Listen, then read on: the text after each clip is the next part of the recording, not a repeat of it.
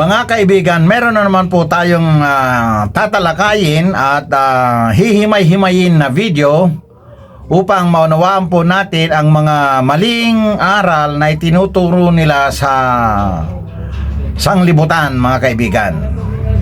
Ang video na ito ay isang reaction video doon sa mga aral ng Katoliko at ang aral ni Brad Ellis Soriano na taga MCGI. Panoorin po natin ang video. Ito mga kaibigan, sa oras na ito, gusto ko pong magbigay ng reaction video tungkol po sa pinalabas na video itong si Wendell Talibong.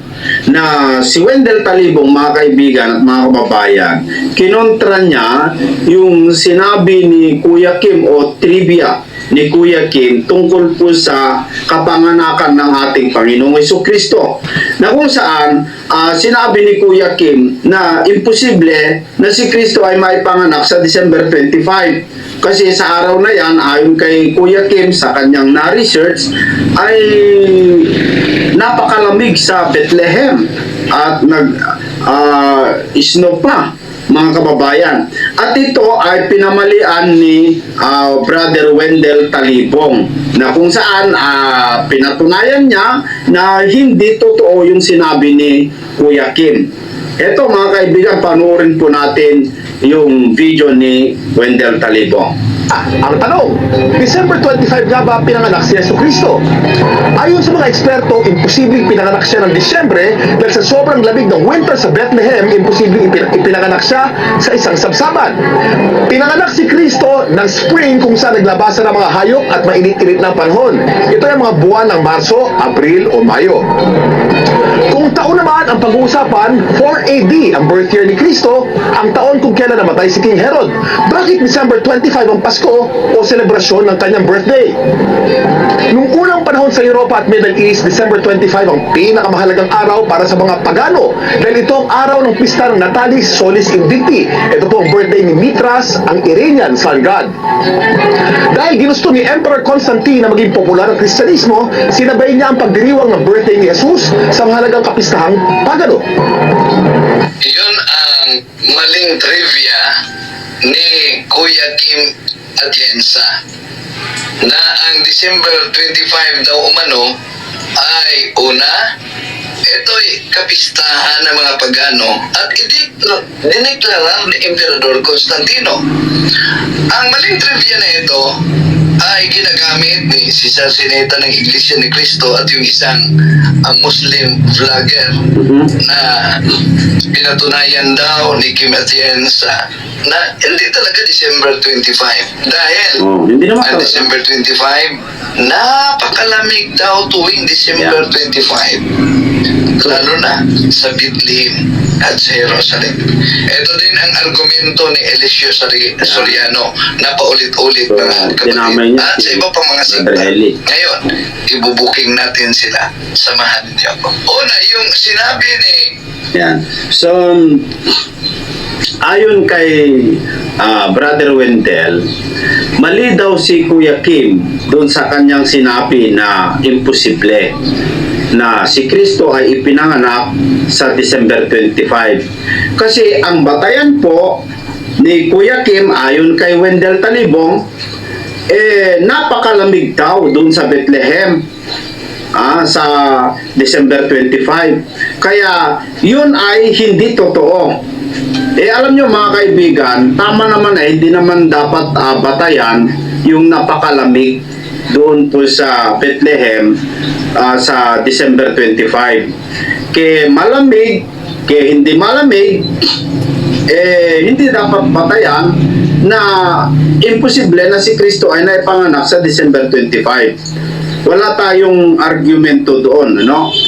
Pero ang gusto ko pong pamalian dito, o hindi po ako naniniwala dito sa sinabi ni Wendell Talibong na hindi siya naniniwala kay Kuya Kim na December 25 ang kapanganakan ni Kristo dahil hindi daw totoo na malamig.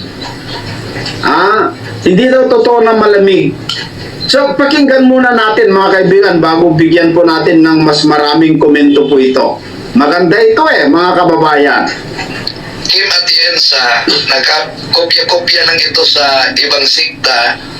Ang Iglesia ni Manalo, ginagamit nila yung Pati Aklat daw ni Brother Katoliko, Eli lalo na ang Mali daw. Handbook of Christian Faith and Customs, na ito daw nagpapatunay. Ito daw si Brother Eli ay mali daw kasi nagpapakita si Brother Eli ng video na mayroon pong larawan na kung saan doon sa Bethlehem ay napakakapal ng yelo.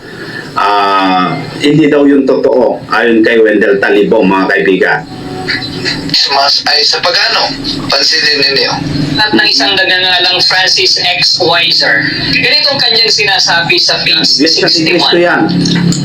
Ang pagkakapili sa ika-25 ng Disyembre ay naimpluwensyahan ng katotohanan ang mga Romano mula sa panahon ni Emperador Tama eh. Aureliano 275 ay nagdiwang ng kapistahan ng Diyos na araw, Sol Invictus, ang hindi mapananaigang araw sa araw na iyon. Ang ika-25 ng Disyembre ay tinawag na araw ng kapanganakan ng So, kung mapansin ninyo dito,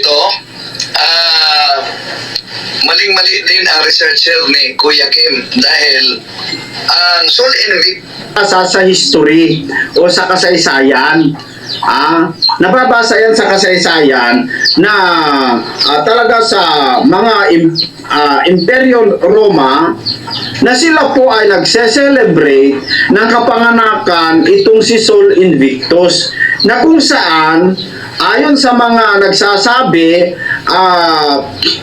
nakigaya itong Iglesia Katolika doon sa araw na kung saan ay nagdidiwang ng mga paganismo, mga kababayan. nagsimula hindi kay Emperor Constantino. Si Emperor Constantino, 312 Anno Domini, stopped the persecution of Christians and he made the Catholic Church as the official state religion of the Roman Empire. Pero wala tayong mabasa diyan na siya nag-utos na ang December 25 ay ipagdiwang ng simbahan Katoliko dahil pagdiriwang ang kapanganakan ng Sol Invictus. Wala tayong mabasa diyan. Pero una, ito ang dahilan kung bakit tutol ang INC. Pero alam nyo ba, sa kanilang mga lumang pasugo kaniadto, noon pa man, nako, may pagdiriwang pala sila ng Christmas, mga kapatid. Yan, may pagdiriwang din daw. Tingnan natin, sisilipin natin. Okay, isa-isahin muna natin. Itong sinabi ni Kim Atienza, kaugnay sa kapanganakan ng ating Panginoon Jesucristo na una, di daw umano ito ang kapanganakan ng ating Panginoon Jesucristo dahil malamig. Ito. Ang tanong, December 25 nga ba pinanganak si Jesucristo? Ayon sa mga eksperto, imposibleng pinanganak siya ng Disyembre dahil sa sobrang lamig ng winter sa Bethlehem, imposibleng ipinanganak siya sa isang sabsaban. So napansin nyo, imposible daw umano ayon sa mga eksperto. Una, sino kayang eksperto ang tinutukoy niya na imposibleng ipanganak ang ating Panginoong Hesus sa Bethlehem dahil napakalamig daw. Imposibleng ipinanganak siya sa isang sabsaban. Pinanganak si Kristo ng spring kung saan naglabasan ng mga hayop at Spring na ipinanganak, sobrang lamig daw ng winter sa Bethlehem. Etong trivia na maling-mali talaga ni Kuya Kim ukol sa Pasko, ito ang ginagamit din ng mga anti-Katoliko, sila si Sasirita ng Iglesia ni Cristo Tatag ni Felix So yan yung video ni Kuya Kim na kung saan ay pinamalian ni Brother Wendell na hindi daw totoo na si Kristo ay naipanganak sa December 25 at imposible daw ayon kay Kuya Kim, ayon sa kanyang na-research na imposible daw na si Kristo maipanganak sa December 25 kasi malamig sa Bethlehem.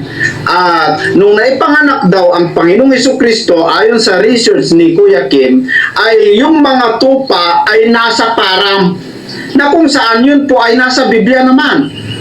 na nung ipinganak ang ating Panginoong Jesucristo, yung mga tupa wala doon sa sabsaban, kundi nandun po sila sa parang na kung saan ay ipinapastol ng mga pastol ng tupa, mga kaibigan. Ya? Kaya si Maria at saka si Jose, nakapunta sila doon sa bahay ng mga tupa at doon sa sabsaban, ipinahiga ang ating Panginoong Jesucristo dahil wala ngang tupa doon. Tama naman yung sinabi ni Kuya Kim, nasa Biblia yon, mga kababayan. Kaya lang, yung sinabi ni Kuya Kim kasi na imposible dahil napakalamig. Sa akin mga kababayan, napakalamig man o hindi, kung si Kristo ay naipanganak talaga sa December 25, wala tayong tutol doon, mga kababayan. Pero, ang argumento ni Wendell Talibong, kaya hindi daw totoo yung sinasabi ni Kuya Kim dahil hindi naman daw totoo na sa Bethlehem ay napakalamig sa December 25.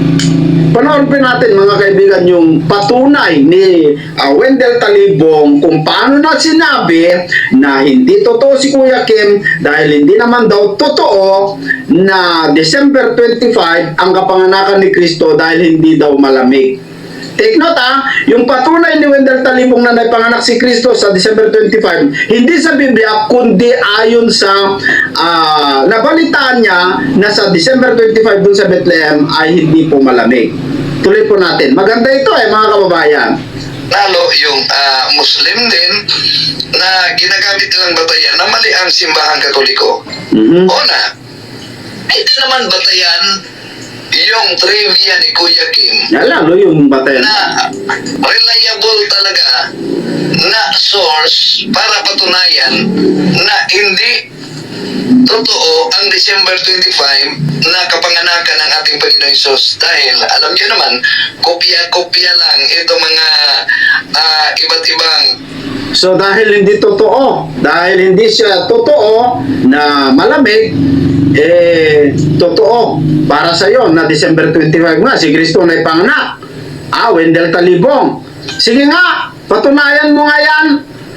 Kung talagang si Kristo ay naipanganak sa December 25, o ano patunay mo? Panoorin natin kung ano yung patunay ni Wendell Talibong, mga kaibigan. Sikta, lalo na ang sources itong researcher ni Kuya Kim. Yeah? Bakit? Natural, doon nakakopya yan sa anti-katolikong referensya, kaya ang resulta ay diferensya. So mali ang info na ibinigay ni Kuya Kim. Yan. Yun Bakit po mali? yung Una, ang December yun po yung patunay ni Wendell Talibong na mali si Kuya Kim dahil yung kanyang na-research ay doon sa referensya na kung saan kalaban ng Iglesia Katolika. Tandaan niyo po mga kababayan, ang sinabi ni Wendell Talibong kung bakit si Kuya Kim ay mali dahil yung na-research na pinagkunan ni Kuya Kim na balita na si Kristo ay hindi totoo na ipanganak sa December 25 dahil mali daw o kalaban daw ng Iglesia Katolika yung referensya. Pinapalabas ni Wendell Talibong na yung kanilang history ng Catholic, yun po yung tamang history at yun po yung totoo at walang kasinungalingan, at yung nakunan ni Kuya Kim na research doon sa kalaban ng Iglesia Katolika, yun daw ay mali ayon kay Wendell Talibong.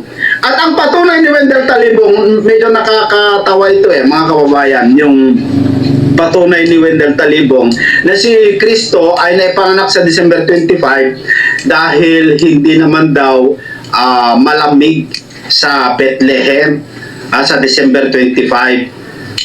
Take note hindi sa Biblia ang patunay ni Wendell Talibong na si Kristo na ipanganak sa December 25, kundi ayon sa sinabi ng mga research niya din. Mga kababayan, panoorin natin. 25 daw, ang sabi niya, napakalamig sa Bethlehem, sa Jerusalem, Malamig. napakalamig din. Mhm. Pero sa December 25 mismo, yung mga kasama natin, Yun. muli nating ipakita ha, mga kasama natin na nakabase sa Jerusalem, sila si Bro Juvan, Ay, Bro sila Juvan. si Bro Tim, Yan. pinakita nila O, ano? kung makapal ba ang yelo dahil yun ang argumento Yun. ni Eliseo Soriano. Yeah. Pansinin ninyo mga kapatid. Ito ang ating mga kasama na nasa area, ipinakita nila kung tama ba yung pahayag ni Kuya Kim Atienza, Yan. yung mga pahayag sa mga ministro ni Felix. Tandaan nyo mga kaibigan, yung sinabi ni Kuya Kim na walang pastol, walang tupa doon sa sabsaban, kaya doon inihiga ng Panginoong Jesucristo. At yung mga tupa, ayon sa Biblia at sinabi din ni Kuya Kim, ay yung mga tupa nasa param na kung saan ay kumakain po sila doon ng hating gabi. Yan ay nasa Biblia. Tama naman, no? Pero yung sinabi ni Kuya Kim na malamig sa Bethlehem at meron pong snow doon sa December 25, yun po yung wala sa Biblia. Pero hindi po yun ang batayan, Wendell Talibong. Kasi ang batayan po ni Wendell Talibong na naipanganak si Kristo sa December 25, hindi po sa Biblia. Heto, mga kababayan, heto ang paliwanag niya. Eliseo Soriano na tuwing December 25, ang Bethlehem, ang Jerusalem, napakakapal daw ng yelo. Ito ang ating mga kasama. Ating lahat, mga kapuntos. Merry Christmas. So heto yung isa sa mga nagbigay ng video mula sa Jerusalem at papatunayan niya na sa araw na iyan ay December 25. Well, hindi natin alam kung December 25 nga, pero sige, December 25 nga kung December 25. At ayon sa kanyang video na ipinakita, wala naman daw snow. Kung saan si Maria dumalaw kay Elizabeth doon sa church na yan. Yan daw yung church kung saan naroon si Elizabeth at dumalaw si Maria sa kanyang pagbubuntis.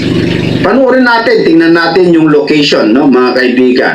Wala naman tayong alam doon sa location Baptismo class, Bro Jando, nandito po tayo sa harapan ng gate ng Church of Visitation Yan, Church of in Karem, Jerusalem. Karen, Jerusalem. Yan po, ito po, Sa mga yelo dyan. Ayan, asa in Karem, Jerusalem. Malapit ba yan sa bro? Sa Bethlehem, bro? So, sa kabila ito ng Bethlehem, yun nga po si John the Baptist. Yan, may larawan Ito si po John the Baptist. nagkasalubong, binisita ni Mama Mary, si St. Elizabeth, sa bundok na ito. So, ito yung church. Yan yung lugar kung saan dinalaw ni Mama Mary si Saint Elizabeth. Mhm. Yes, Ken. Opo. Okay. So, anong klima dyan, Brother Romel? Anong klima ngayon? December 25, anong klima dyan? Medyo malamig na po. 11 degrees po ngayon. Mag-alas 3 na po ng hapon. Kasi in Karem, dahil ito'y sa baba ng western part ito ng Jerusalem po. Bagyo lang, no? So yung Bethlehem ay nasa east banda, konti ng Jerusalem. So walang snow. Wala. Kasi pag nag-snow yung Bethlehem, kung saan sinilang po ang ating mahal na Panginoon, mauna po ito ng Jerusalem kasi mas mataas ito kaysa sa Bethlehem po, So dito po tayo, sa Visitation Church. Yan. Saint Karim, dahil sarado po, siguro dahil sa gira, napiktuhan. So, kagagaling ko lang po sa Church of John the Baptist Catholic Church. Pero dadaanan po natin, siguro mga 5 minutes baka doon na tayo. So, ituro ko po kayo kung mararapatin. Dadaan po tayo sa Mary's Tingnan Green. niyo, mga Ako, kaibigan, ito, napakataas ito na bundok. Yan yung lugar kung saan ay dinalaw daw umano ni Maria si Elizabeth nung siya'y buntis. Yan yung lugar, yan yung punto, mga kaibigan. At dyan din daw itinago ni Zacarias si Elizabeth nung siya'y buntis dahil nahihiya daw dahil matanda na, kaya itinatago. Ewan ko, wala naman sa Biblia yung itinago, pero hindi naman po yun ang ating issue dito. Pero ang gusto ko lamang pong patunayan sa inyo, mga kaibigan, na miski walang snow dyan, hindi yan pwedeng batayan para sabihin mo na naipanganak nga sa December 25 ang Panginoong Jesucristo. San Zacarias, si Santa Elizabeth nung nabuntis siya kay St. John the Baptist. So okay lang po, Bro Jando, na pupunta na tayo sa kung saan naglaba, umiinom ng tubig at nagtiglim ang ating mahal na inang Garing Maria. Kakabuntis niya lang sa ating Panginoong Jesucristo. At 6 na buwan noon, nung pagbisita po ni Mama Mary po rito sa lugar na ito, ang pagbubuntis ni Santa Elizabeth. Okay. Okay so, okay. Mga 5 minutes, nandun na ako, tingnan niyo lang ang paligid ng Jerusalem and Karen. Walang snow, mainit. Yan. At ang aking pawis Wala ay naman, hindi ayon sa snow kundi sa init ng araw. Okay, Merry Christmas! ang temperature ngayon dyan is 11 degree. Sa 11 degree na temperature, pwede ba ilabas ang mga tuba? Lalabas yung may snow. Pwede. Kung merong snow, Brother Romel, ang tuba ba pwede bang ilabas? Yes. Pwede. Nandiyan si acknowledge si Pisma Juban, pumasok sa Zoom, ngayon. So, yun.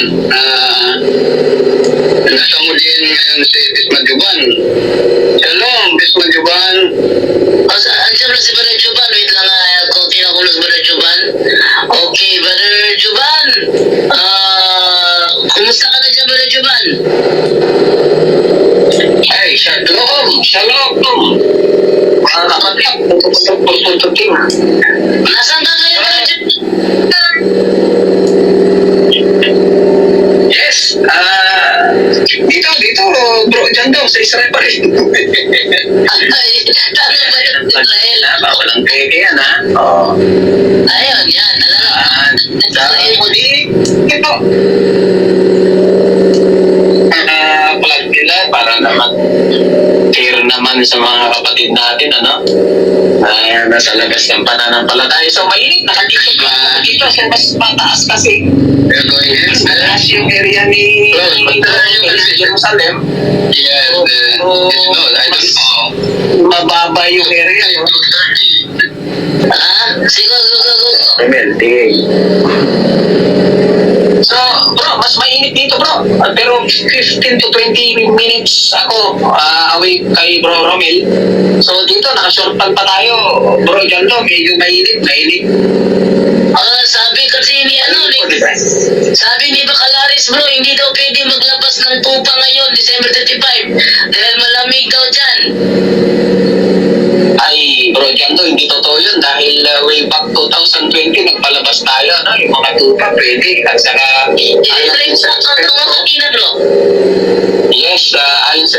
So ayun po yung patunay ni Brother Wendell na hindi totoo si Kuya Kim dahil napatunayan niya ayon sa kanilang mga video na vinidyo ni Brother Juban, ni Brother Romel na yung Bethlehem at saka yung Jerusalem ay wala naman daw snow doon. Kaya hindi daw totoo na malamig dahil ayon kay Brother Juban ay mainit, nakashorpan nga pa daw siya at naka-t-shirt, ano? Pero doon sa Jerusalem na kung saan lugar ni Elizabeth nung araw ay naka-coat po si Brother Romel.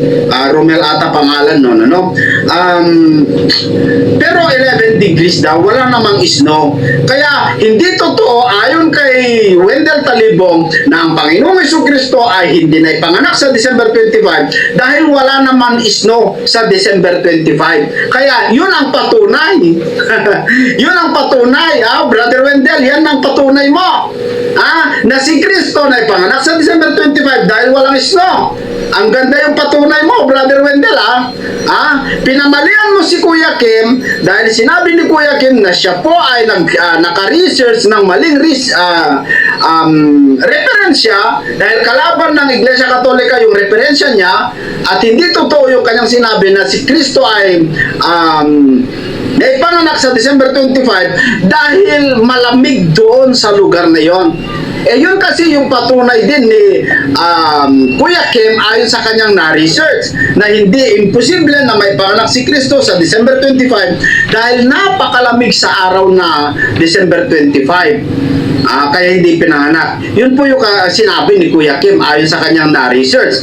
Pero sa Biblia, mga kaibigan, ang patunay na hindi po naipanganak si Kristo sa araw na kung saan merong tupa doon sa sabsaban dahil yung mga tupa nandoon sa parang na kung saan kumakain sa gabi na ipinanganak ng ating Panginoong Jesucristo. Kaya tama naman, walang tupa ron. Pero ganun pa man, wala man snow sa December 25 doon sa Bethlehem. Hindi yun sapat, Wendell Talibong. Napaka ano naman yung palusot mo. Nililin lang yun lang ang mga tao. Tama yung sinabi ni Kuya Kim ayon sa mga kasaysayan na ating nabasa rin na si Kristo, mga kababayan, hindi na ipanganak sa December 25. Kasi Catholic Encyclopedia ang nagsasabi December 25 ay hindi pinapatunayan ayon sa libro po ninyo dahil ang kapanganakan ng ating Panginoong Jesucristo doon po sa Catholic Encyclopedia, mga kapatid, ay walang nakakaalam ayon sa libro po ninyo. Libro nyo nga nagsasabi, hindi alam, walang nakakaalam. Tapos ikaw, Wendell Talibong, pinapatunayan mo na naipanganak ang Panginoong Jesucristo December 25 dahil sa video ni Brother Jovan at saka si Brother Romel na doon sa Jerusalem ay wala namang snow, doon sa lugar kung saan ipinanganak ng Panginoong Jesucristo ay wala namang snow at yung mga tupa pwede naman lumabas. Yan ba yung patunay? Yan ba yung katotohanan na sinasabi mo, Wendell Talibong, na yun ba yung totoo na ang Iglesia Katolika ay tama na? Tingnan natin, mga kaibigan, ano nga ba ang totoo na kapanganakan ng ating Panginoong Jesucristo? Sapat ba na batayan yung walang snow doon po sa Bethlehem sa December 25 upang maniwala tayo kay Wendell Talibong na December 25 nga na panganak ang Panginoong Jesucristo? Ayon sa Biblia, mga kapatid, meron po akong gustong ipakita o ipanood sa inyo. Video po ito ng ating kapatid na Eli. Ito ayon sa Biblia, anong buwan maaari ipinanganak ang ating Panginoong Jesucristo? Ito, Wendell Talibong, hindi ayon sa video na ipinapakita mo. Kundi ito ay ayon sa Biblia. Ayon sa Biblia. Makinig po kayo, mga Katolikong nakasubaybay. Kung ano po yung ayon sa Biblia na ipinanganak ng ating Panginoong Jesucristo. Mga kaibigan, tinapos muna natin na panoorin ang video clip na parte ng Catholic. Si Brad Esel ay sumisingit naman sa pagdepensa o pagpamali dun sa sinasabi ng Wendell Talibong sa Catholic, mga kaibigan. Ngayon, ang video na atin napanood ay video na original na kay Kuya Kim. Ngayon, ginawan ng reaction video ni Wendell Talibong ng Catholic. Pagkatapos naman ay ginawan naman ng reaction video ni Esel na ito naman ang ating ina-analyze ngayon, mga kaibigan. Ang tindig ng Kuya Kim ay hindi raw December 25 ipinanganak ang Panginoong Jesucristo dahil malamig daw doon sa Bethlehem. Si Wendell Talibong naman po ay tinitindigan niya na December 25 daw ipinanganak ang Panginoong Jesucristo dahil hindi naman daw malamig o hindi naman daw masyadong malamig ang lugar kung saan ipinanganak ang ating Panginoong Jesucristo. Mga kaibigan, itong si SLTV naman po ay tumitindig parang defensor ni Brad Eli Soriano ng MCGI sapagkat yon ang pinaniniwalaan niyang tama. Ayon naman sa aking side bilang kaanib sa Church of God Born Again Christians, mga kaibigan, ang dalawang iyan ay parehong mali. Alin po ang sinasabi kong parehong mali? Ang Catholic ay mali sa kanilang paniwala na ang Panginoon Jesucristo ay ipinanganak ng December 25. Ang pangalawa, si Brother Eli Soriano ay mali rin ng kanyang haka o kanyang kwinenta ayon dun sa nabasa niya sa Biblia ay pumapatak daw na September ang kapanganakan ng ating Panginoon Jesucristo ay mali rin sapagkat ang kanyang mga sinasabi, mga kaibigan, ay sarili lamang niyang pangunawa na hindi iyan mga nakasulat sa Biblia, mga kaibigan. Mamaya kapag napanood natin ang paliwanag ni Brad Eli ay unti-unti natin i-analyze kung saan siya nagkakamali at ang mga sinasabi niya, mga kaibigan, ay nanggagaling lamang sa kanyang sariling unawa. Ituloy po natin ang video, mga kaibigan, nang sa ganun ay maunawaan natin na si Brother Eli Soriano ay nagtuturo ng mali tungkol sa kapanganakan ng ating Panginoong Jesucristo. Tuloy po natin ang video. Deklara 274 AD. Idiniklara naman ng Papa sa Roma ang selebrasyon ng birthday ni Cristo 330. O lumalabas, nakigaya ang Papa sa Roma sa selebrasyon na idiniklara naman ni Aurelia na Roman Emperor noong 274. More or less 330, 274, mahigit 50 taon na kumbinsi ng pagdiriwang ng mga paganong Romano para ipagdiwang din ang birthday ni Cristo ng December 25. Makikita mo, hindi ito coincidence eh. Merong factor na behind the history. Kasi sila rin ang may sabi sa kanilang aklat na nung unang 300 taon pinagdiriwang daw ng iglesia ang kapanganakan ni Cristo ng Epiphany o January 6. Ano dahil? Meron na po pala kayong pagdiriwang sa kapanganakan ng Panginoong Jesucristo. January 6. Meron na po pala kayo. Bakit nyo nilipat? Kasi hindi po kayo sigurado na talaga kung ano ang kapanganakan ng Panginoong Jesucristo. Hindi kayo sigurado eh. Pero ayon sa video ni Wendell Talibong, talagang pinapatunayan niya, totoo eh, December 25. Sabi niya, kasi walang snow naman doon.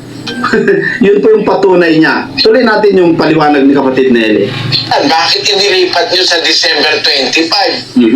Noong 330? Doon pala sa unang 300 taon, pinagdiriwang ng January 6. Anong naging impluensya at dahilan?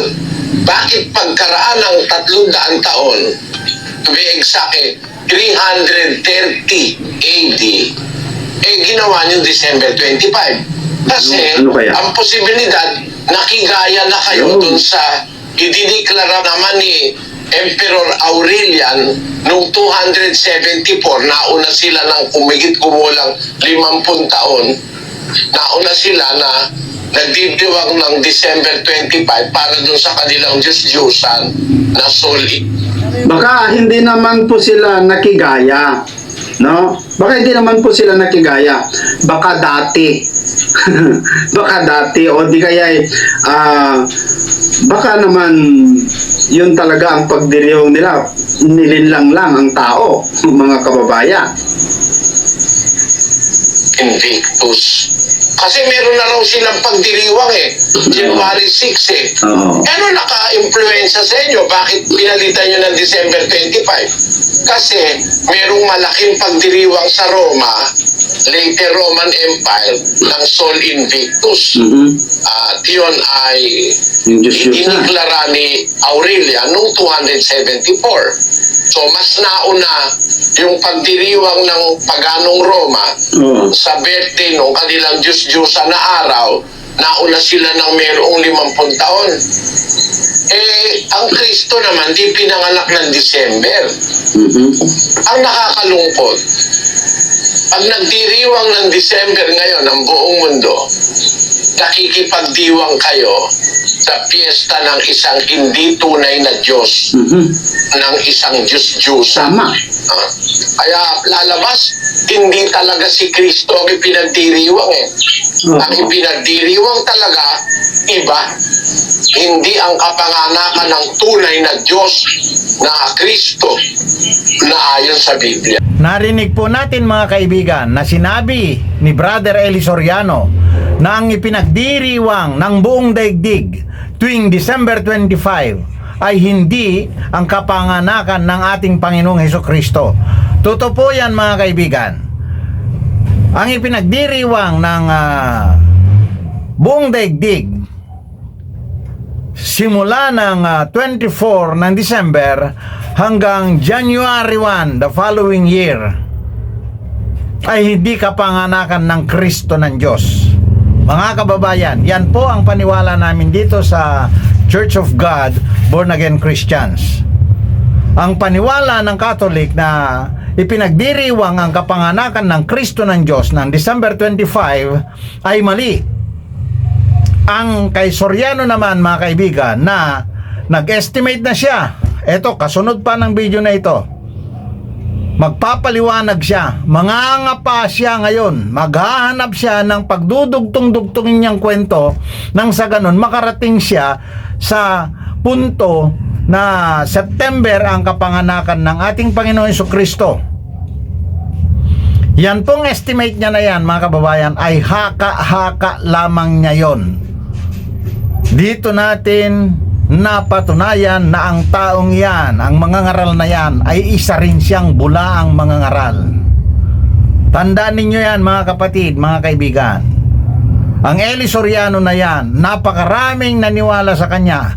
Pero ngayon, inilalabas niya SLTV na dapat malaman ng pamunuan ng MCGI nang ginagawa niya ay lalo lang kumakalat ang mga maling aral at turo ng MCGI. Mga kababayan, hindi natin alam kung anong purpose, kung talagang totoo nga ba na si SLTV ay mapapakinabangan ng MCGI o hindi. Samantalang kami po dito, hindi namin gagamitin ang mga video ng MCGI kung walang matututunan, kung walang kokontrahin. Kaya namin gagamitin yan para maisiwalat, mai-expose ang mga maling aral ng MCGI, mga kaibigan. Ngayon, kung walang kokontra sa mali at laging naririnig, ay lumalabas na parang tama. Tandaan ninyo yan, mga kaibigan. Ang mga itinuturo ng ating brother Eli Soriano ng matagal ng panahon, at kapag walang kokontra dyan, parang siya na rin ang tama. Mga kaibigan, nandito kami ngayon, nandito ako ngayon, mga kaibigan, na nagsasabing mali ang aral ni Soriano tungkol sa kapanganakan ng ating Panginoong Hesukristo. Sino man sa inyo dyan sa MCGI, tumindig kayo, depensahan ninyo ang inyong relihiyon. Isa pa ang aking sinasabi, ang MCGI ay walang kaligtasan sapagkat mali ang pangalan, mali ang bautismo, mali ang pagtatala ng mga pangalan. Yan, mga kaibigan, na kung sino man ang matapang-tapang dyan sa inyo or pinakamagaling sa MCGI, madali lang akong hanapin, mga kaibigan. Huwag na lang kayong pikit mata na lang na nakita na nga natin na mali ang mga turo ni dating pangkalahatang tagapamahala at founder ng MCGI, ay mananatili na lang kayong mali. Magsuri kayo. Sinabi rin ng Brad Eli noon na kapag may nakita kayong mali sa kanya, ay iwanan nyo siya, wala daw problema. Tandaan ninyo yan, sinalita niya yan, mga kaibigan. Ituloy po natin ang video at sasagutin natin at hinahanap natin kung sino ang titindig sa inyo dyan. At maghaharap po tayo sa talakayan o kaya sa debate. Tuloy po natin ang video.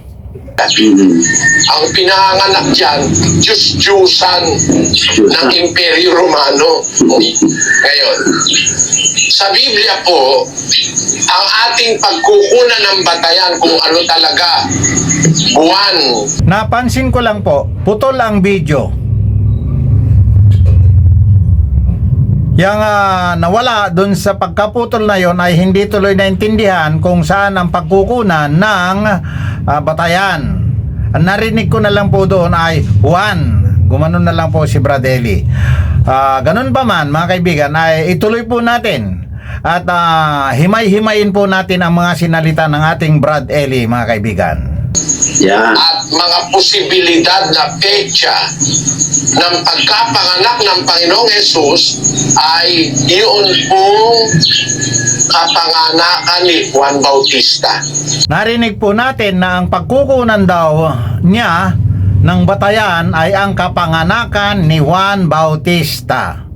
Ito naman po si Brad Esel, nagbabackground, nagse-second demotion. Tama daw. Pero pansinin po ninyo, napakaraming mali siyang isinagot.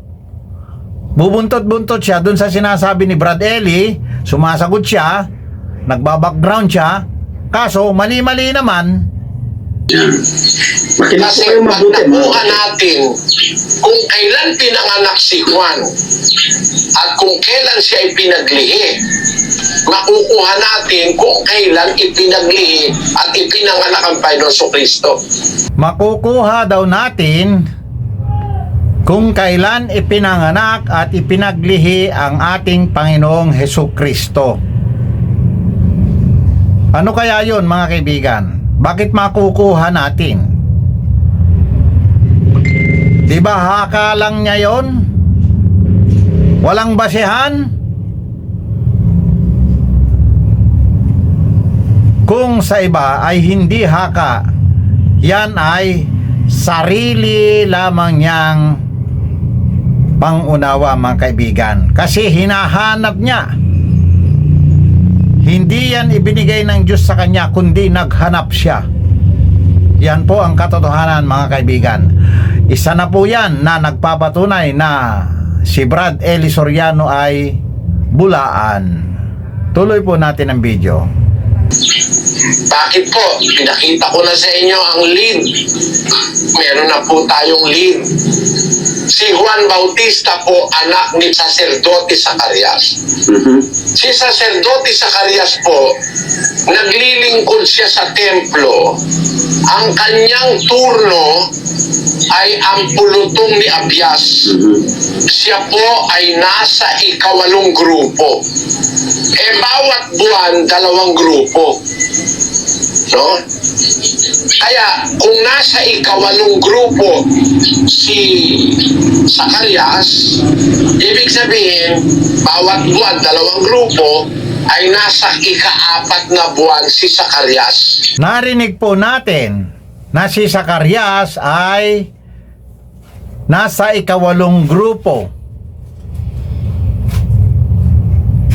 Na kung maglilingkod siya ay nasa 2 linggo ng 4 na buwan, mga kaibigan.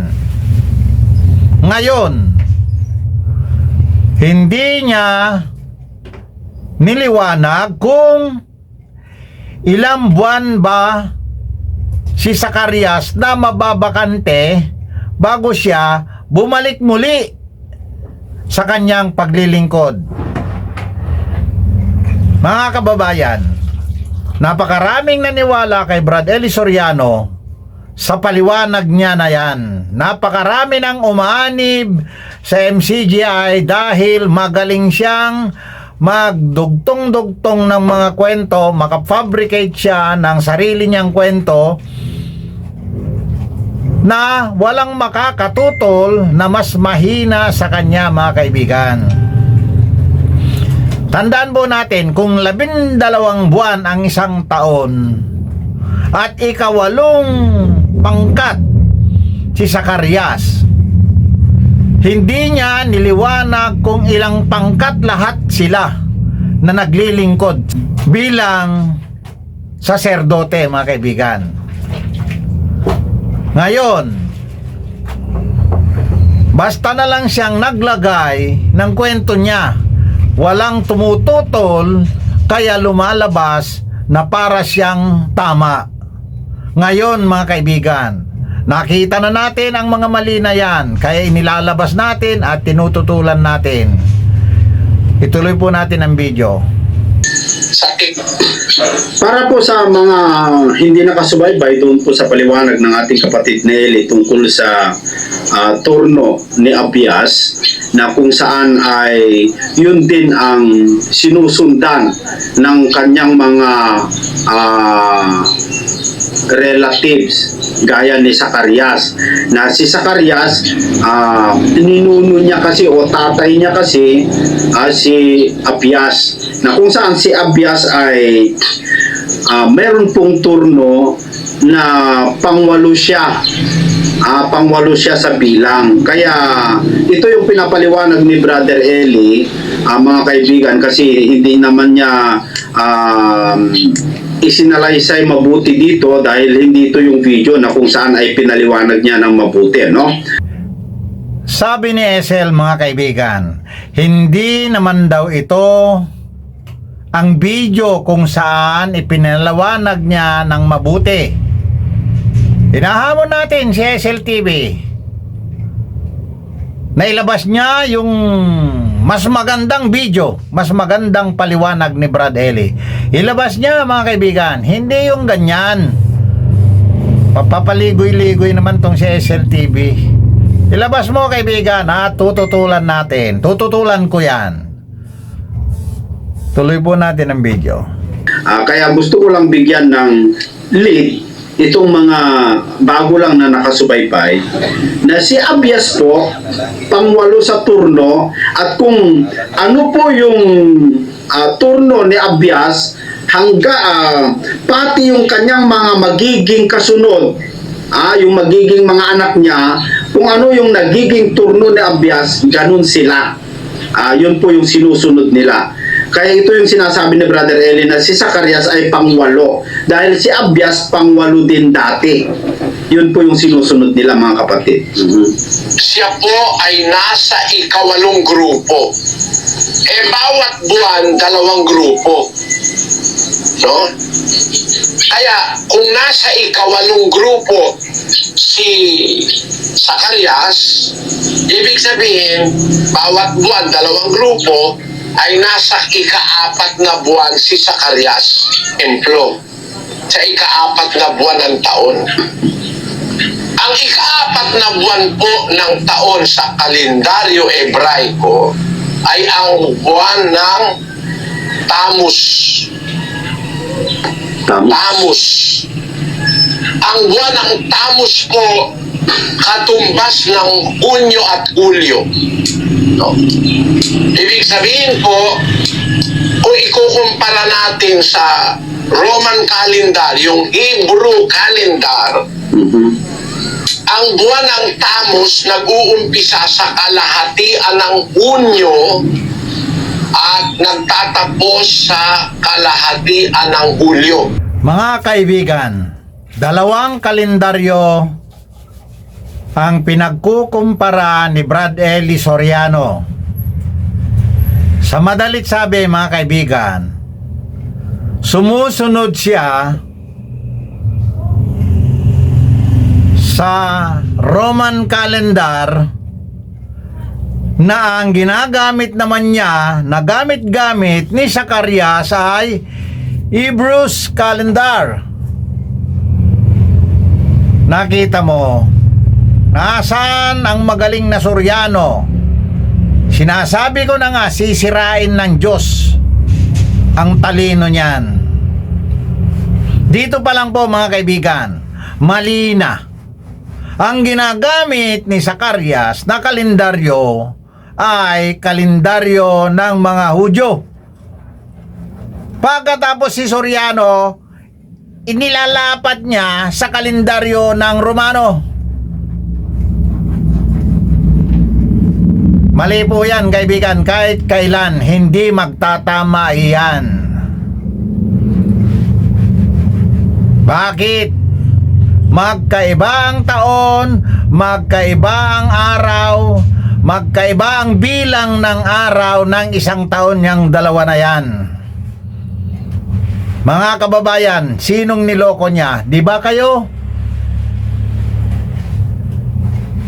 Subukin mo ninyong pag-aralan itong topic na ito ni Brad Eli Soriano. Mapapatunayan mismo ninyo na mali nga yun. Hindi magtatama ang bilang ng Hebrews calendar at saka Roman calendar.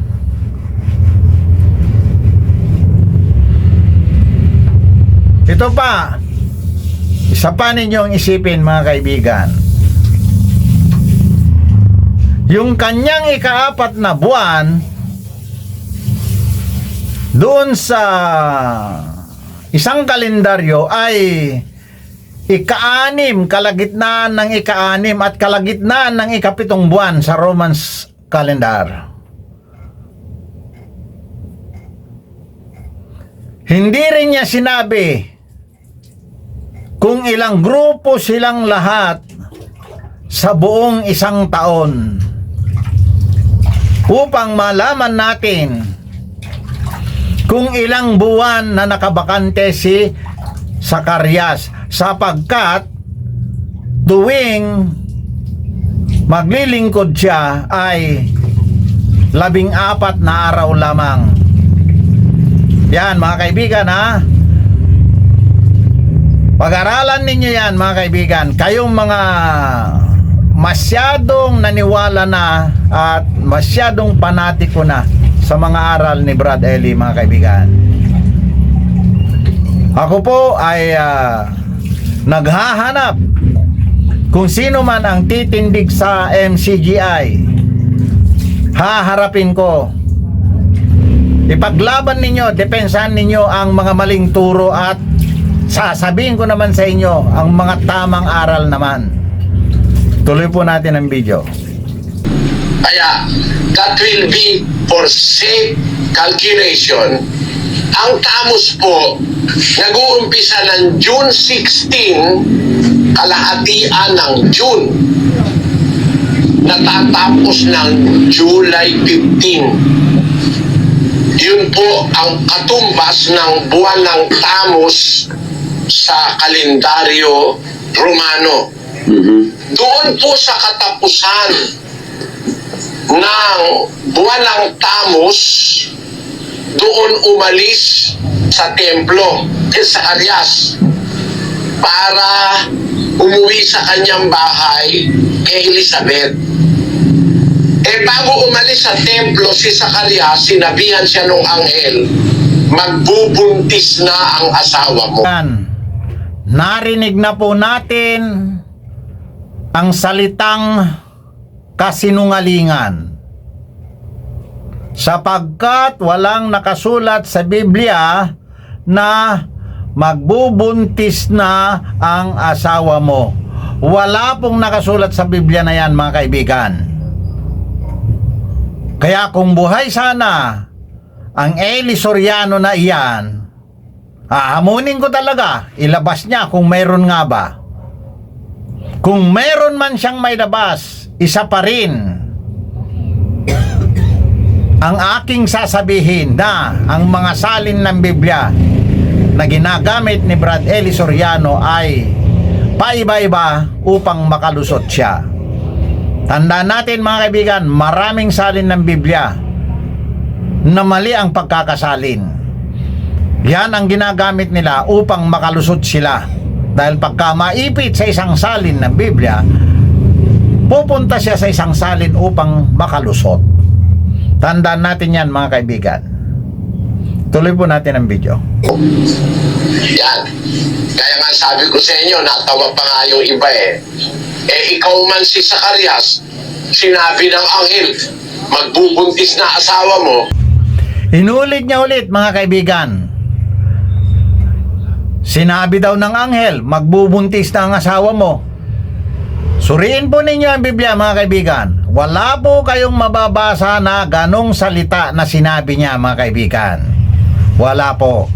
Kaya itong si Eli Soriano ay manloloko. Bakit ko nasabing manloloko, mga kaibigan? Patunayan ninyo na hindi manloloko siya sa pamamagitan ng salitang iyan. Maliwanag po, ha? Patunayan ninyo sa akin. Tuloy po natin ang video.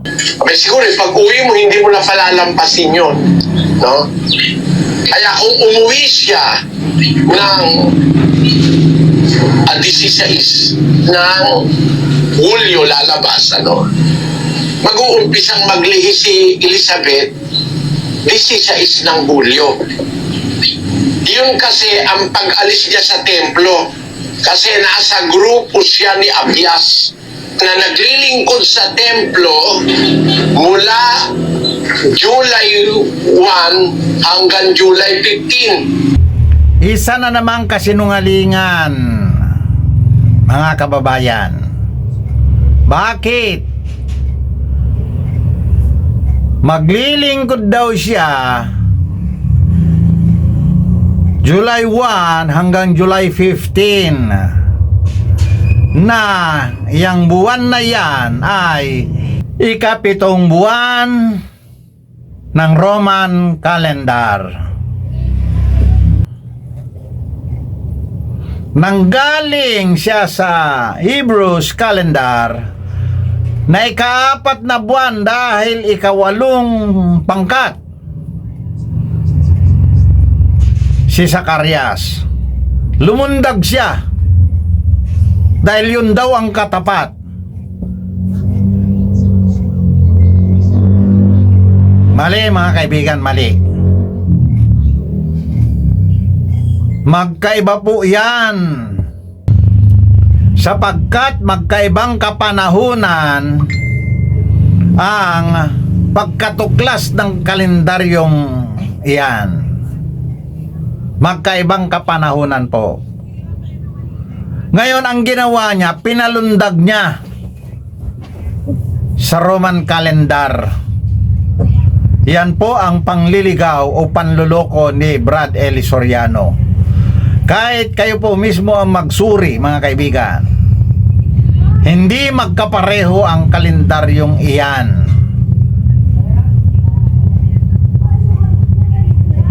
Ito naman si Esel ay panatiko,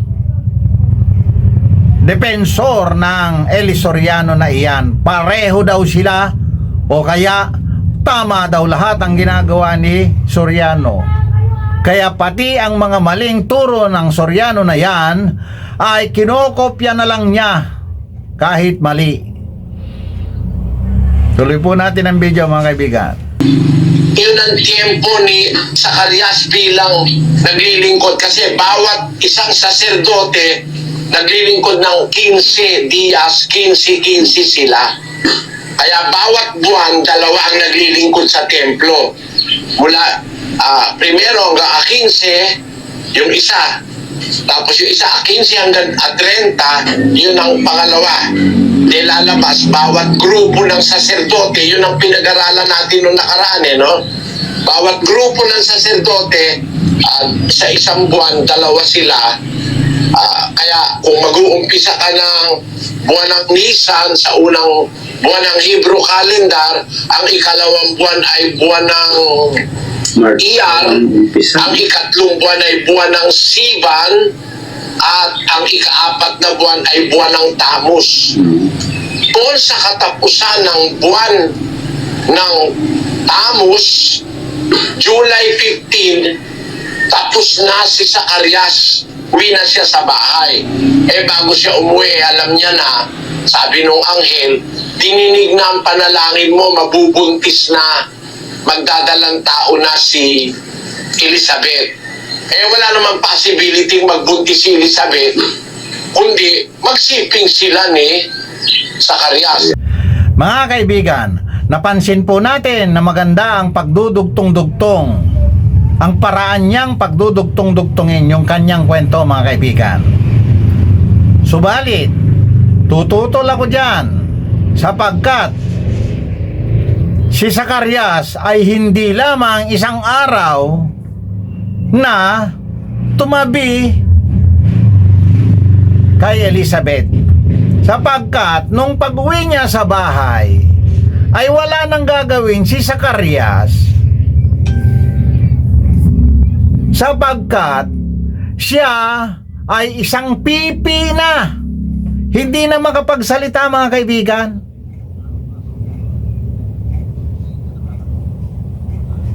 Mula nung pag-uwi niya, siyempre magkasama na sila ni Elizabeth hanggang sa makapanganak si Elizabeth.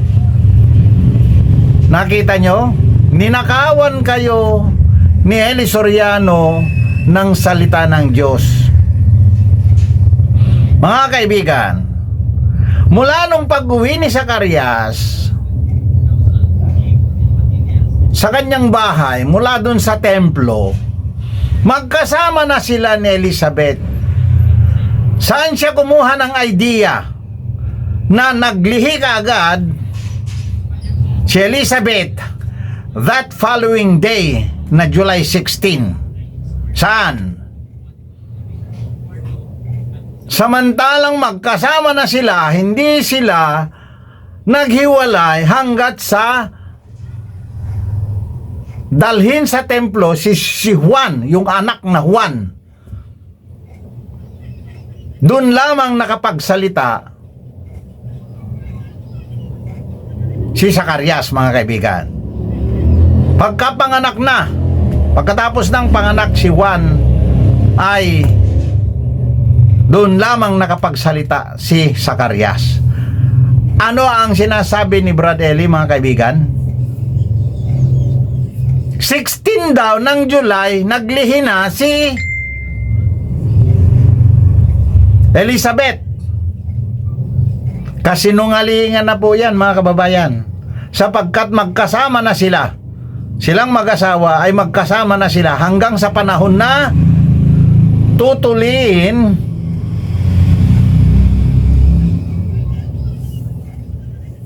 ang batang si Juan.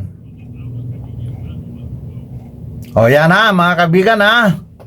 Kung meron tututol sa inyo, pwede natin pag-usapan ang bagay na yan. Ikaw, Esel, ang galing mo, kaibigan. Isa kang panatiko, depensor ng MCGI, depensor ni Eli Soriano.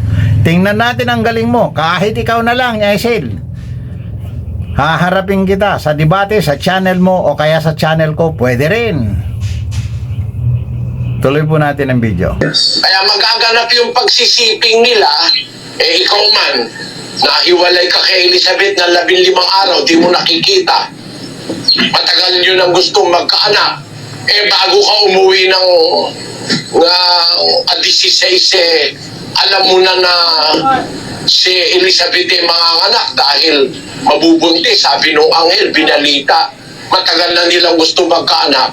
Ako man si Zacarias, pag uwi mo man sa bahay, alam mo nang mabubuntis yung asawa mo, hindi mo na papalagpasin yung pagkakataon na yun dahil matagal na matagal, gusto mo na magkaanak. Kaya ang probability, nagsiping sila ni Elizabeth at 16. Narinig po natin mga kaibigan, ang probability daw ay nagsiping si Zacarias at si Elizabeth ng July 16 sa kalendaryo ng Romano. Mahalay na pananalita mga kaibigan.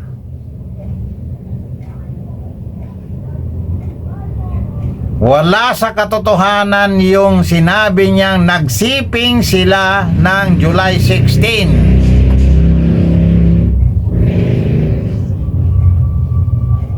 Bakit ko nasasabi yun mga kaibigan?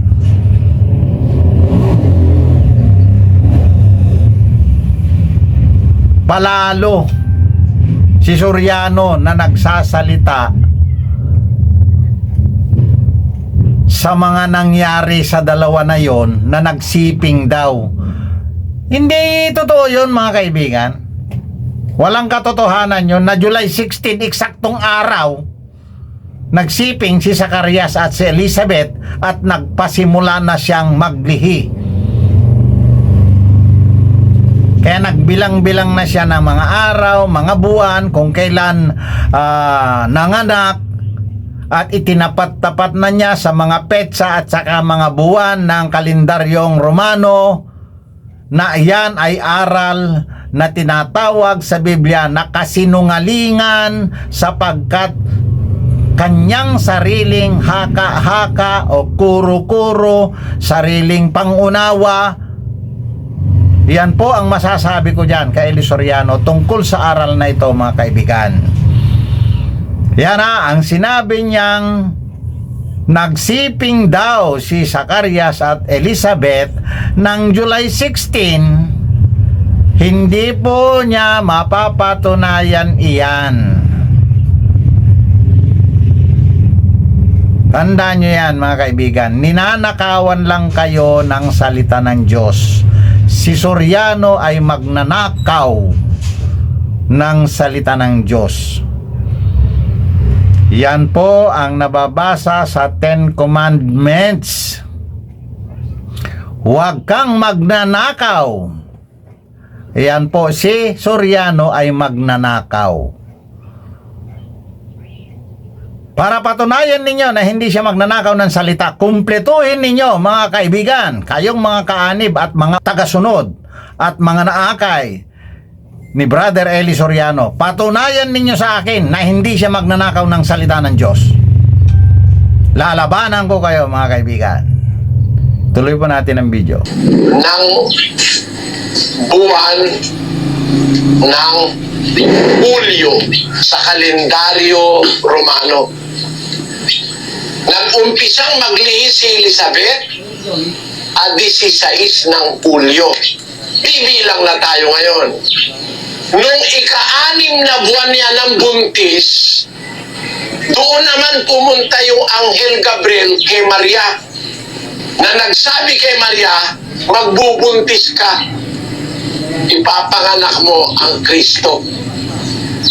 Nung ika-6 na buwan ng pagkabuntis naman ni Elizabeth, Basahin natin ang 1.25 ng Lucas. Ganito ang ginawa ng Panginoon sa akin sa mga araw nang ako'y tingnan niya upang alisin ang aking pagkaduhagi sa gitna ng mga tao.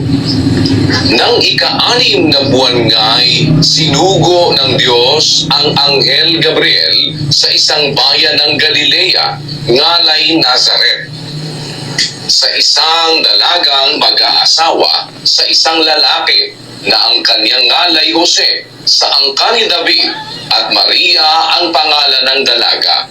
Ano sinabi nung anghel sa kay Maria? Ika-6 na buwan na ng tiyan ni Elizabeth, dinalaw naman ni Anghel Gabriel si Maria doon sa kinatitirahan ni Maria. Ang sabi ngayon ng anghel kay Maria sa 1.31, basahin natin kapatid na Daniel. At narito, maglilihi ka sa iyong tiyan at manganganak ka ng isang lalaki at tatawagin mo ang kanyang pangalang Jesus. Ayan, nung sabihin ng anghel Gabriel na maglilihi si Maria, ika-6 na buwan na buntis ni Elizabeth. Elizabeth.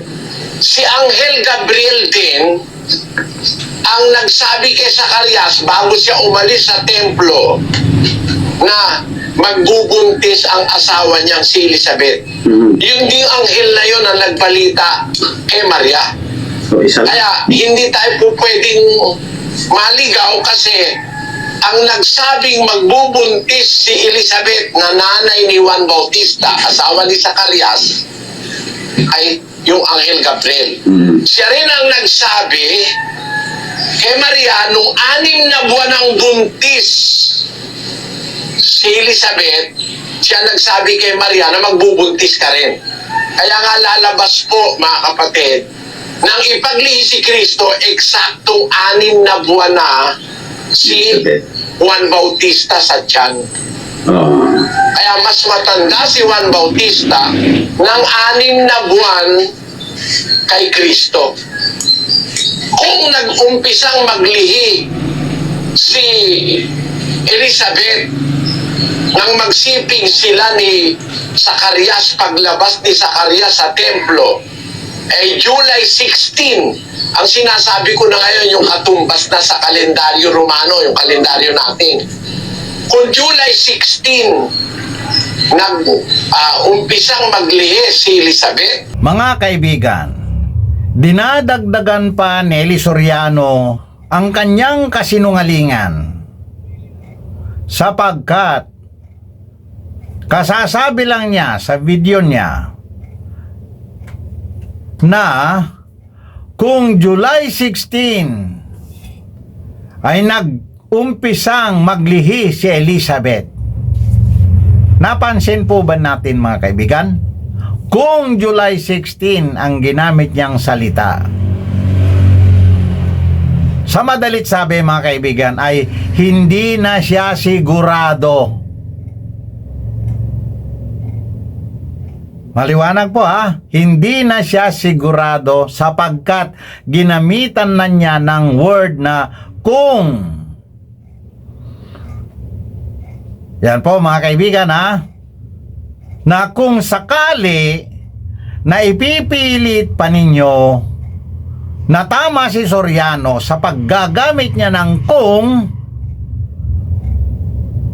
ay nailigaw na nga kayo mga kaibigan. Ituloy po natin ang video. no?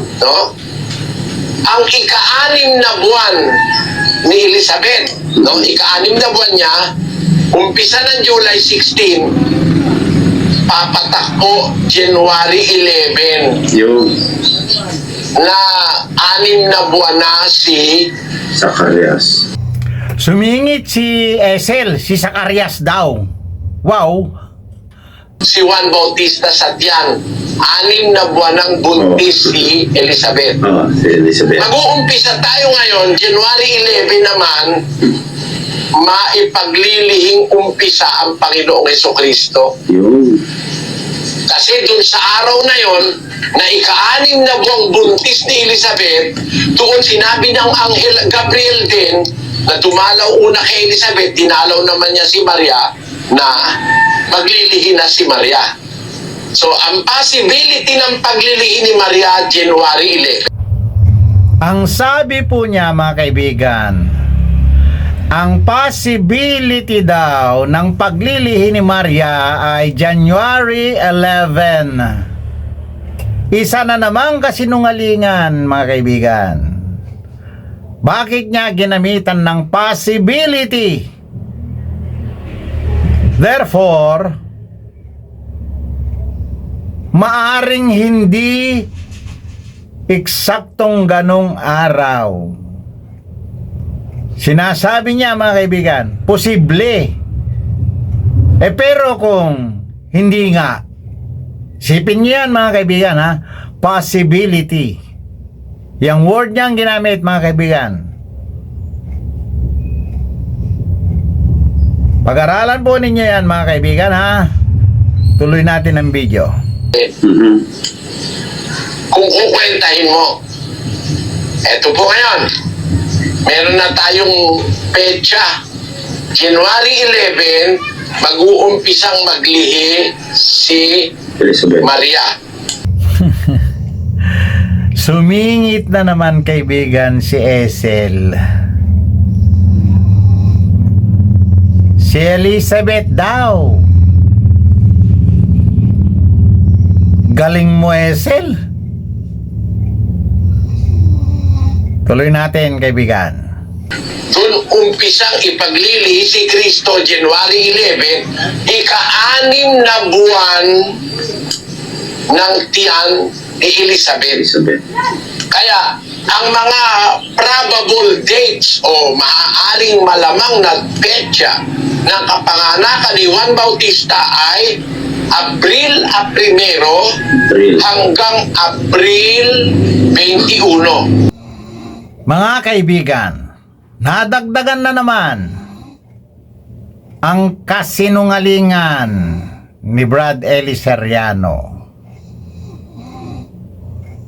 Ang mga probable dates na ginamit niya. Bakit probable dates? Yan po, ha? Hindi siya sigurado, kaya probable. Pwedeng oo, pwedeng hindi.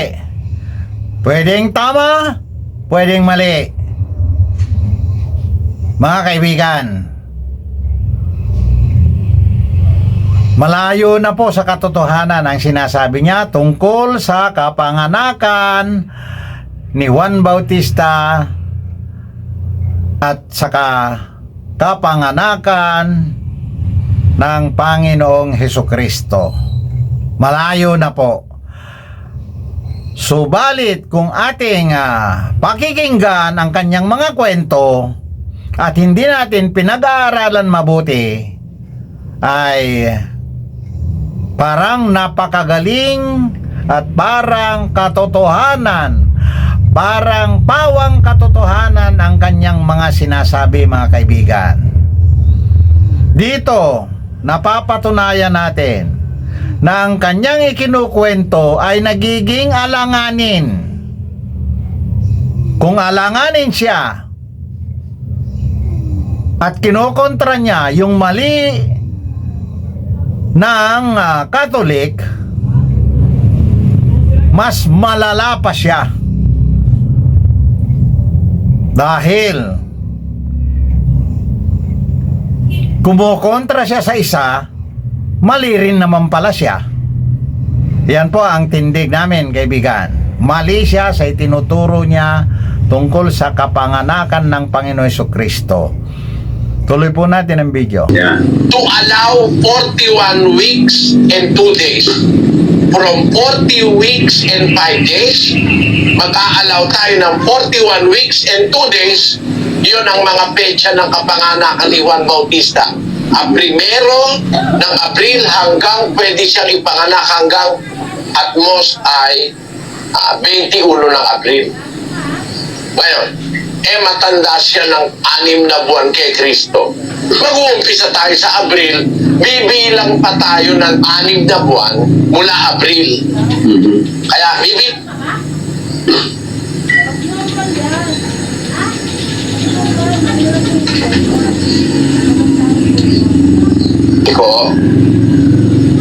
ang possibility kung 6 na buwan siyang mas matanda kay Kristo, ibig sabihin, kung pinanganak siya ng Abril, Mayo,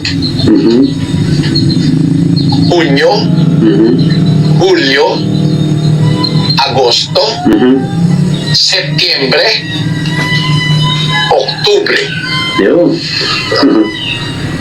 Kaya ang pinaka-posibleng kapanganakan ni Kristo, katapusang araw ng Setyembre o unang linggo ng Oktubre. Yun. Yun! Sabi ni Esel. Nako, Esel. Yun! Yun! Wow ka, Esel. Mali nga yung mga itinuturo na yan, sunod ka pa ng sunod, kaibigan. Narinig natin na sinabi ng Brother Eli Soriano na ang posibleng kapanganakan ng Panginoong Jesucristo ay, yan po mga kababayan, ang posibleng kapanganakan. Narinig po natin ang word niya na ginamit, mga kaibigan. Ang posibleng kapanganakan.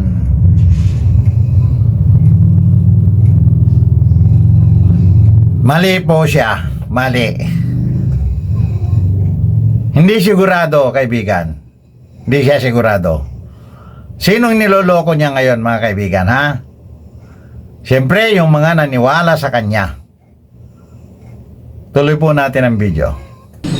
Kung i-consider natin yung Correct. 40 weeks and 5 days, ipapanganak si Kristo ng papatakbo ang kapanganakan ni Kristo mag-uumpisa sa September 29 hanggang October 5. Yun. Yun yung biblical na referensya, Wendell Talibong. Yun daw ang biblical na referensya. Esel. Yan ang alam mo. Biblical na referensya. Pero itong pagtutol ko na yan ay kuro-kuro, haka-haka lang ni Soriano. Tumindig ka at patunayan mong totoo yung sinasabi niya, o kaya ay alanganin siya. So, wala sa katotohanan. Maaring tama, maaring mali. Di ba ganun yon? Kaya ikaw, kaibigang Esel, hindi mo rin mapapatunayan na yan biblical. Nababasa nga sa Biblia yung kwento na yan. Kaso, hindi ganon ang pagkakalagay niyan sa Biblia. Ninanakawan ka na ni Soriano ng salita ng Diyos, kaibigan. Tuloy po natin ang video. Hindi yung referensya mo ay sa video ni Brother Juban at saka sa video ni Brother Romel. So yun yung talagang eksakto na referensya galing sa Biblia. So maaari si Kristo ay naipanganak ayon sa ating kapatid na Eli at sa kanyang paliwanag na biblical naman, mga kababayan, kapanipaniwala dahil nasa Biblia po yung kanyang computation, maaaring si Kristo na ipanganak sa ating kalendaryo Romano na sinusunod sa September, last week of September o first week of October. Yan po yung biblical reference, Wendell Talibong. Hindi yung kwento-kwentong barbero na dahil walang snow doon sa Jerusalem, December 25, kaya yun, totoo na December 25 na. Sige nga, patunayan mo nga sa Biblia, Wendell Talibong, patunayan mo nga na December 25 na ipanganak ang Panginoong Jesucristo. Kundi ang naipanganak sa December 25, ayon sa kasaysayan, si Sol Invictus ang naipanganak sa December 25. Na yun yung ipinagdidiwang ng mga paganismo na inyo pong sinabayan.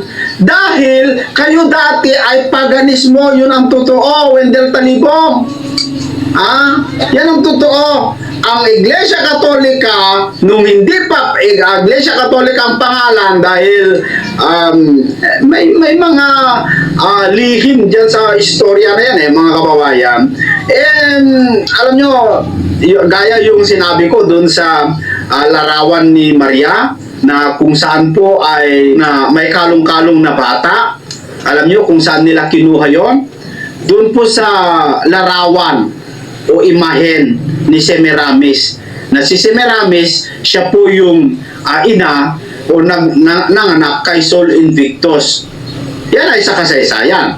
Hindi natin pinapatunayan yan, pero yan ay pinapatunayan ng kasaysayan, mga kababayan. Pero ganun pa man, sa Biblia, ang pinapatunayan niyang kapanganakan ng ating Panginoong Jesucristo, although wala mang sinabing eksaktong buwan at eksaktong petsa, pero may posibilidad, ayon sa paliwanag ng ating kapatid na Eli, na galing naman sa Biblia, ay talagang nasa September, last week of September, first week of October. Nandun po yung talagang kapanganakan ng ating Panginoong Jesucristo, mga kababayan. Pero ganun pa man, hindi naman po yun ang mahalaga. Kaya nga hindi sinabi ng Diyos dahil hindi naman mahalaga yung kapanganakan ng tao, mga kababayan, na dapat nating bigyan parangal o i-celebrate. No? Kasi hindi naman po tayo tutol na ang tao ay mag-celebrate sa kanyang birthday. Hindi natin tinututulan yan. Pero para sa Diyos, hindi naman po mahalaga sa Kanya kung hindi mo ipagdiwang yung kanyang kapanganakan. Kaya nga hindi niya sinabi kaya nga hindi niya nilantad Narinig na natin mga kaibigan, mula mismo sa bibig ni Esel, na hindi inilantad ng Diyos ang kapanganakan ng ating Panginoong Jesucristo. Bakit kaya mga kaibigan? Sapagkat hindi totoong anak ni Maria ang ating Panginoong Jesucristo.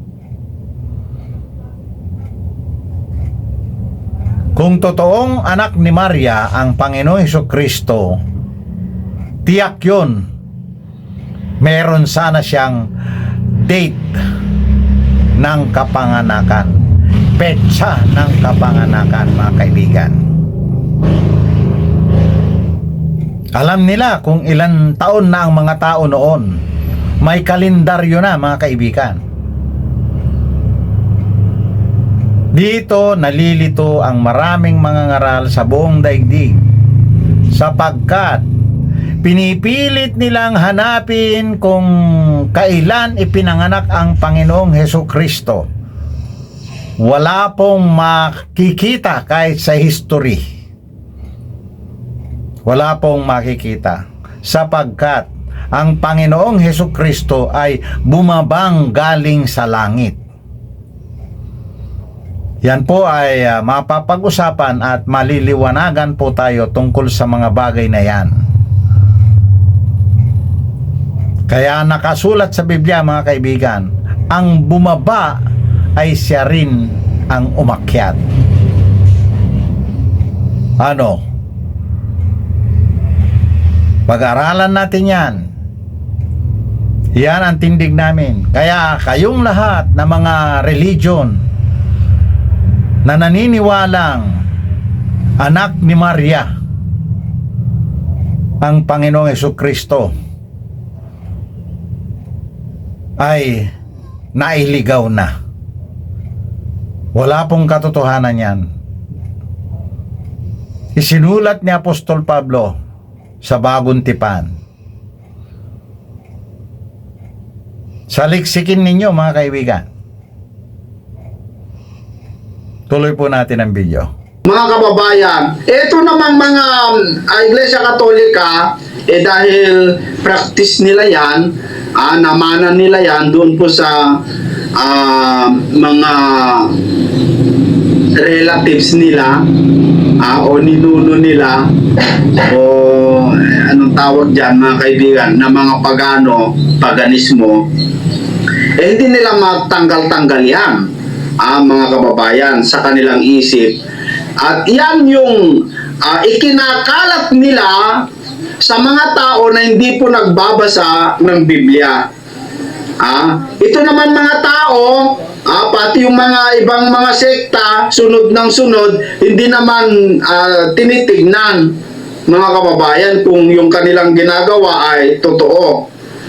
Miski man lang sana ginagawa nila, basta ipinapaliwanag man lang lamang po nila na ang katotohanan, yung ginagawa nila, tulad yung pailaw-ilaw na yan, nagpapailaw daw sila. Alam nyo, yung star, Sinabi mo, kaibigan Esel, sunod ng sunod.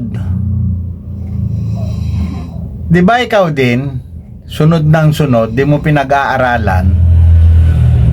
alam nyo kung kaninong logo yan, yung star, mga kababayan? Meron logo yan mayroong church kung saan ay ang logo niya ay star. Binaliktad lang yung star, mga kapatid. Ito, nakikita nyo naman. Yan po yung logo ng Church of Satan, star. Alam nyo, yung araw, alam nyo kung sinong may logo ng araw? Ito, tignan niyo mga kababayan. Ito, Wendell Talibong. Kung sino ang sumasamba sa araw ay yung mga paganismo. Hindi mo mapapasinungalingan yan. Na ang mga paganismo, sumasamba sila sa araw. Kaya nga may bali-balita. Kaya ginawang yung Roman calendar daw ay yung pagsamba, ginawang Sunday dahil dun sa salitang sun, Sunday, araw ni Sol Invictus, sun. Dahil yung araw, yun po yung kanilang Diyos-Diyusan. Kaya yun yung sinasabi ng mga Sabadista na ang sumasamba sa Sunday, tatak ng Antikristo. Yun yung kanilang batayan naman, no, mga kapatid. Pero ang nagpauso kasi niyan, Iglesia Katolika yung nagpauso sa araw na yan tignan nyo ito. Si Maria, meron po siyang corona, parang araw. Wendell Talibong, parang araw. Meron din silang araw. Yan di ba araw yan? Simbolo ng araw yan, mga kapatid. Itong mga Katoliko, mga kababayan, kung magpalusot sila, parang totoo pero kung alam mo yung katotohanan, hindi ka matatangay, no? Hindi ka nila malilinlang. Pati nga yung Ten Commandments, mga kapatid. Alam nyo yung Ten Commandments? Alam nyo kung anong ginawa doon?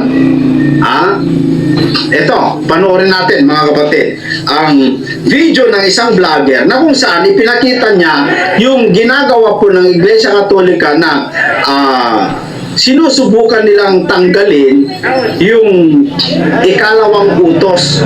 Na yung ikalawang utos, huwag kang gagawa ng larawang inanyuan at huwag mong luluhuran. Panoorin natin yung isang vlogger na Amerikano. This is not the correct commandment. The correct commandments are found in Exodus chapter 20. But always here in the Philippines, the correct number 2 is should be no idols. You shall not make anything idols, graven images, Dios on idols. But the Catholics, they remove the idol one.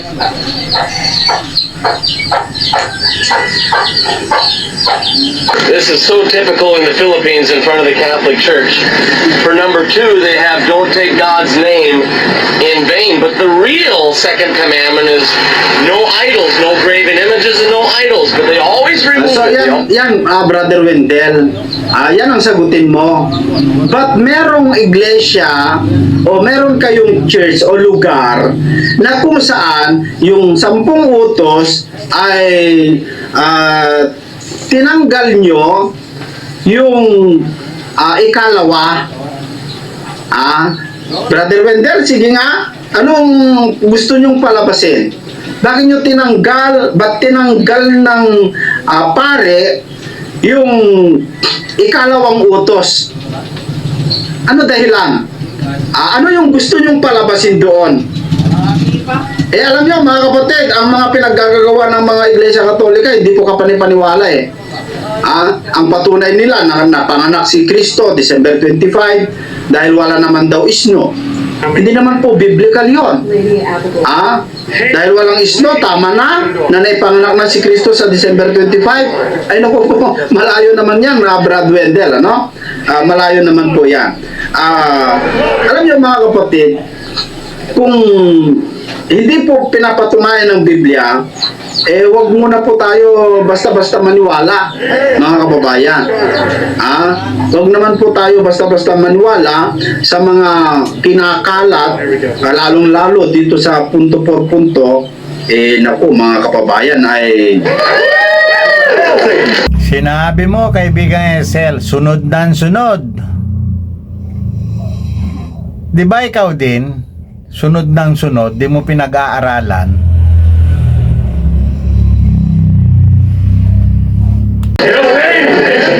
Come forward, please. How shall we recognize you? Dahlia Deville. I know him. And what it is it's an empowerment ritual that allows our members to identify either their real name or a pseudonym. It's how they want to be known in the Satanic Temple and in the greater Satanic community. And it's an empowerment ritual. It's just for them to really, be able to express themselves without fear or repercussion or shame or anything. And then at the end of it, we'll give them a little black and vertic cross if they want on their forehead. Various how's it going?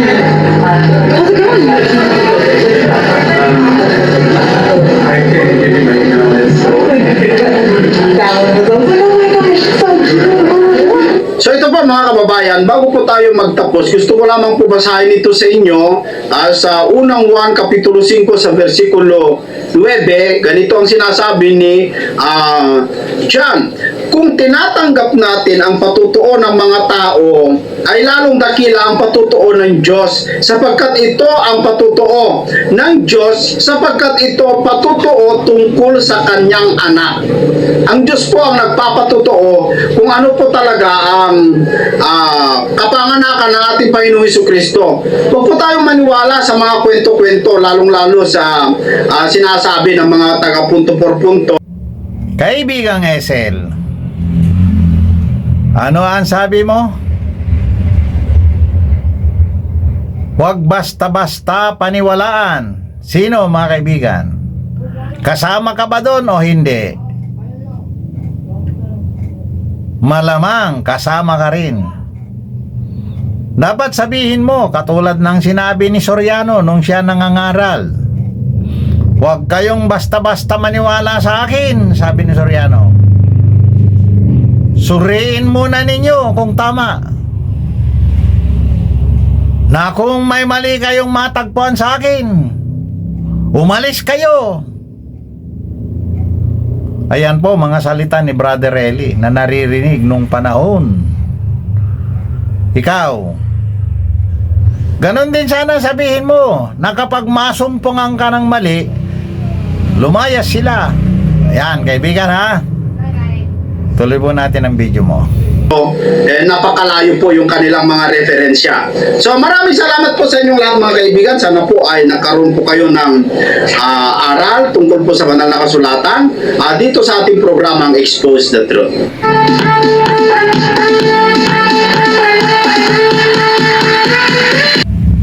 Ang ganda po ng title ng programa niya, Expose the Truth. Napakaganda po mga kababayan. Ang title ng programa niya, yung paulo ng programa niya, Expose the Truth. Sana po, totoo nga. Hanggang dito na lamang. Maraming salamat sa inyo. Maraming salamat sa Panginoon. Amen.